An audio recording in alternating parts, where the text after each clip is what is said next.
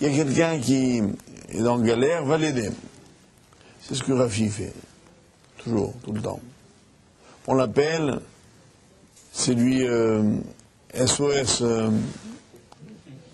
Neshamot, SOS Goufim. Rafi, c'est celui qu'on trouve toujours.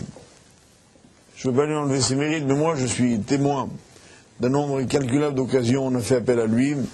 Et jamais il a dit je suis occupé, je suis fatigué, j'ai autre chose. Et ici je vois la même chose pour Rav Israël. Alors là je voudrais dire un mot du Rav, bien sûr. Rav Israël nous a quittés à un Rosh Chodesh Adar. Il est connu que Rosh Chodesh Adar c'est le mot de la Simcha. Et on pourrait se demander, c'est pas quelque part tarté des satrés, comme une contradiction.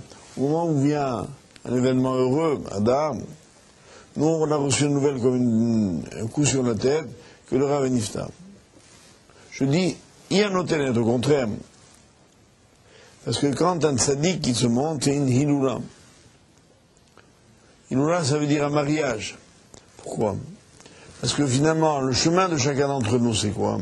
C'est de réussir, bien qu'étant dans Olam Hazé, qui est le monde de la tentation, le monde de la Vera, le monde où on peut faillir à toutes ses responsabilités, quelqu'un qui rend son âme pure comme Hachem lui a donné, cette âme-là, elle revient à Kadosh Baruch Hu, et il est mishtaché abadi, comme disent les Chachamim.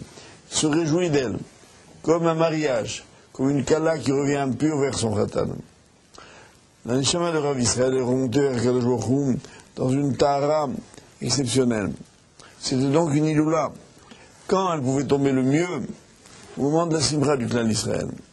C'est-à-dire, bien sûr, pour ceux qui restent, pour sa famille, pour ses proches, qui n'a pas vu la ville de Sarcelles, quand on a annoncé la disparition du Rav, tout le monde était endeuillé. Quand on a vu la Levaya, on a vu tout le monde pleurer. Des gens simples, des chachamim, tout le monde réalisait que là était parti quelqu'un de grandiose. Mais Raboutaï, moi, ce qui m'a le plus impressionné, c'est que Rav Israël, beaucoup l'ont connu, nous tous pour la plupart, comme un tzaddik qu'il était. Il ne faut pas oublier que Rav Israël, c'est d'abord et avant tout un très grand Talmid Chacham. C'est quelqu'un qui a écrit des Sfarim sur le chasse, d'une profondeur, d'une précision exceptionnelle, qu'il a passé toute sa vie à étudier, et qu'il était un grand de la Torah. Mais en plus de ça, comme il a été malade longtemps, il n'apparaissait plus publiquement. Il n'avait plus cette vie sociale qui fait souvent d'un Rav quelqu'un dont on ne sait plus se passer parce qu'on le voit, parce qu'il est là, il parle, il enseigne, il soutient, il intervient, il est omniprésent. Rav Israël, quelque part, il était en marge de la communauté, mais on venait le voir. Il est parti comme si la veille il était en excellente santé. C'est-à-dire la maladie ne l'a pas effacé de la carte de la communauté. Il est resté omniprésent par le Kohar au Satzilkut. C'est vrai qu'il répondait aux questions et malgré l'état de son corps qu'il avait lâché, on sentait sa neshama qui fonctionnait.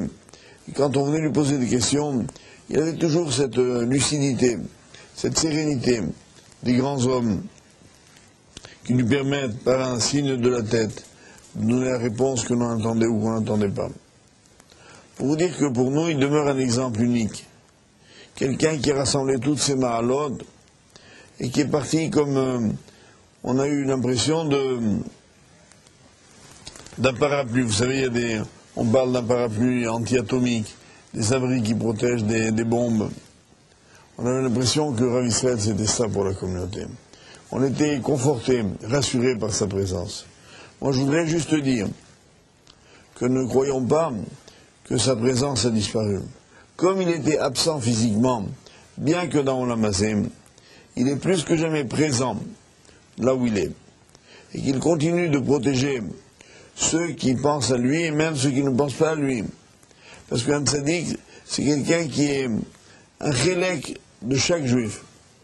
Il n'y a aucun juif qui lui était indifférent.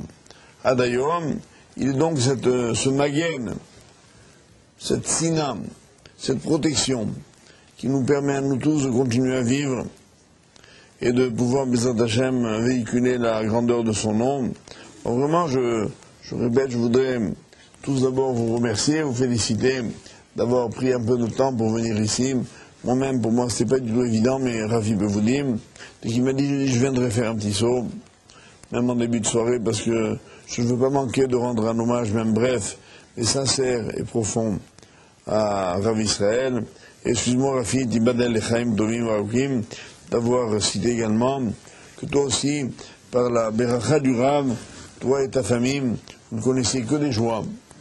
Que Hachem te protège, ta femme, tes enfants, pour les Rechamim Tovim Varukim Keniratson. C'est quoi la mise. Voilà. Juste de faire une bracha pour les Nishmat. Rabbi Yaakov, Raphaël. Ah non, Raphaël. Raphaël Yaakov Israël Ben Yakot. שיפתח כי היום הזה. ברוך אתה אדוני אלוהינו מלך העולם בורא פרי העץ. אמן.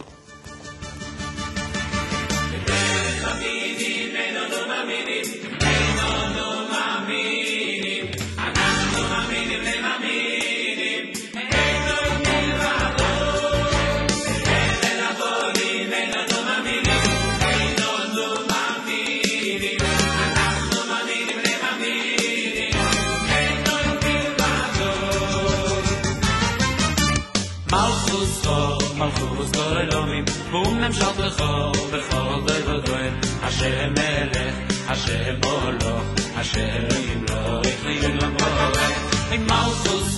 מלכות כל אלוהים, והוא נמשך בכל ודוין. השם מלך, השם מולך, השם ימלוך וימלוך.